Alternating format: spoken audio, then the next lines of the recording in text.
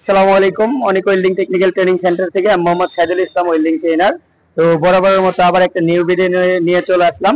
তো আসলে আমরা এই জায়গায় SMA W, FCA W, GTA W all full কোর্সই করাই।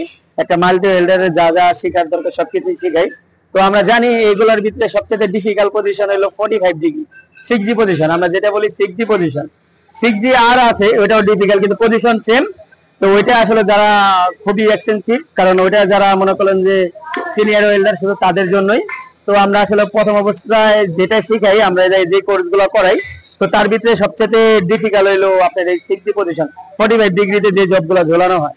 তো আসলে অনেক সময় দেখা যায় যে আমাদের এই জায়গায় যে স্টুডেন্ট গুলো আছে, এগুলা বসার ডিগ্রি ঠিক থাকে না। যে যে বসবে, বসারও তো একটা পজিশন আছে। যেমন মনে করলেন যে আমি এই যে পাইপ, এখন আমি যদি সোজাভাবে বসি, এখন আমি হইলো ওয়েল্ডিং করব এই জায়গায় থেকে বাম সাইডে।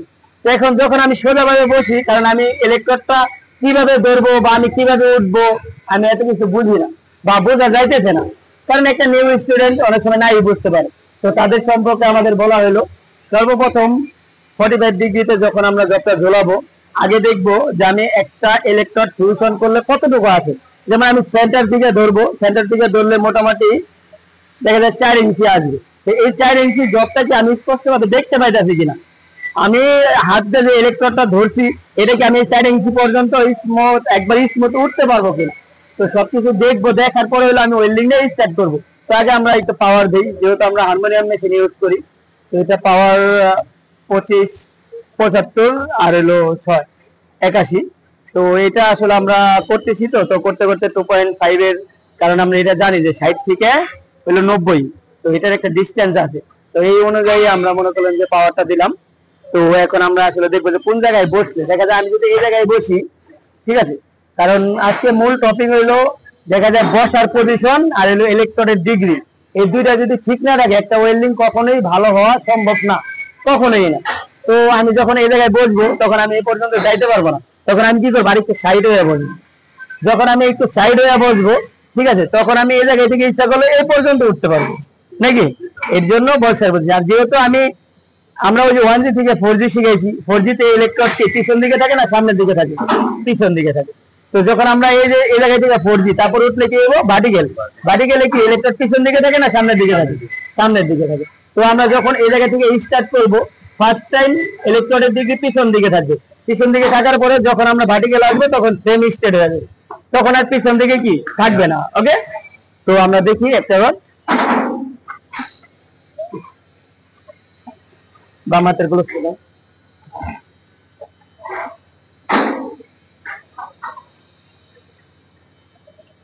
তো বিসমিল্লাহ।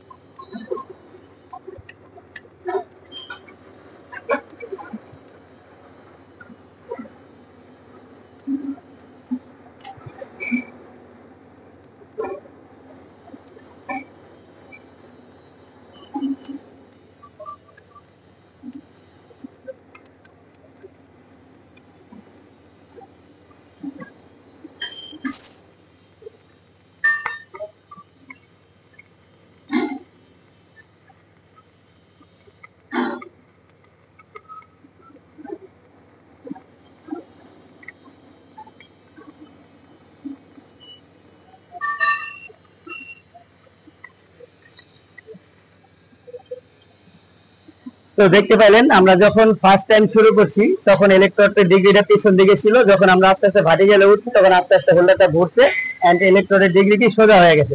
তো আসলে সর্বশেষ একটাই কথা বলা, আসলে 6G পজিশনে যারা ওয়েল্ডিং করবেন, তাদের অবশ্যই হাতটা ঘুরতে হইব। হোল্ডারটা যখন আমরা রডটা ধরবো, তখন এইভাবে হোল্ডারটা ঘুরতে হইব। যখন হাতের এই কবজাটা ঘুরবো, তখন স্মুথ হইব। তো আশা করি বুঝতে পারছেন। তো আজকে এই পর্যন্তই। তো আজকের মেন টপিক হলো ইলেকট্রডের ডিগ্রি এন্ড বসার পজিশন, বুঝলি, জবটা সুন্দর হবে। আসসালামু আলাইকুম।